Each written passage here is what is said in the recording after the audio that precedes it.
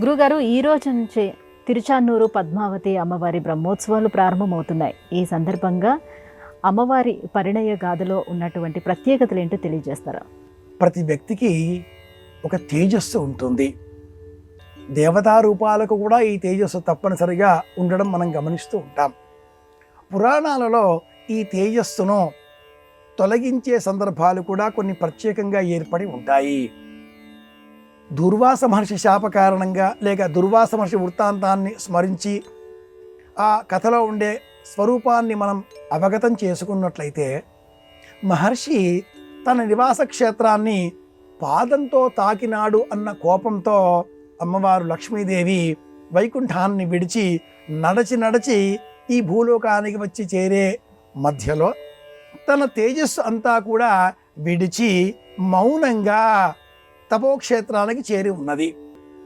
ఆ విడిచిన ఆ తేజస్సు అంతా కూడా కమలము, పద్మం రూపాన్ని ధరించి ఉన్నది. ఆకాశవనంలో ఆ రాజ్యాన్ని పరిపాలించే మహారాజు పేరు కూడా ఆకాశరాజు. ఆయన ఇల్లాలు ధరణీదేవి. ఆ దంపతులకు తోటలో అమ్మవారి స్వరూపం కొలనులో పంచమి నాడు దర్శనమిచ్చింది.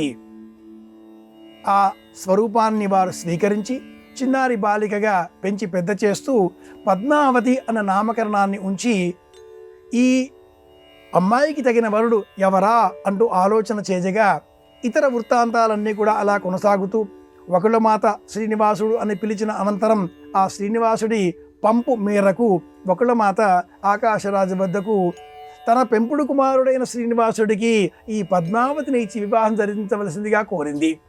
అంతకంటే పూర్వమే శ్రీనివాసుడు అశ్వాన్ని అధిరోహించి ఒక ఏనుగును వెంటాడుతూ తోటకు వెళ్ళి పద్మావతిని చీచి ఉన్నాడు. తన స్వరూపమే, తనలోని భాగమే కనుక ఆమెను తిరిగి పరిణయమాడే నిమిత్తమై తానే ఎరుకత వేషం ధరించి ధరణీదేవి వద్దకు వచ్చి ఎరుక చెబుతానమ్మ ఎరుక చెబుతా అంటూ ఎరుక చెప్పడం. ఈ పద్మావతి పరిణయ గాథలో ఉండే రహస్యమంతా ఇందులో ఉంది. ఎరుక చెప్పడం. సమస్తము ఎరిగినవాడు శ్రీయప్పతి, అంతా తెలిసినవాడా స్వామి.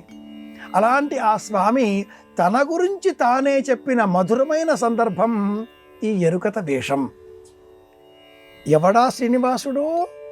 భువన భాండాలన్నింటినీ కూడా చక్రవర్తిగా పరిపాలించేటటువంటి విశ్వస్వరూపుడు శ్రీయప్పతి. ఇలా చెప్పడంలో ఎరుకత ఈ వృత్తాంతంలో ఉండే అంతరార్థం. ఇది విషయం. ఈ కథలను ఈరోజు మొదలుగా పంచమి వరకు స్మరించుకోవాలి. బ్రహ్మ ప్రారంభం చేసిన ఉత్సవాలు కనుక వీటిని బ్రహ్మోత్సవాలు అంటారు. ఇది విషయం.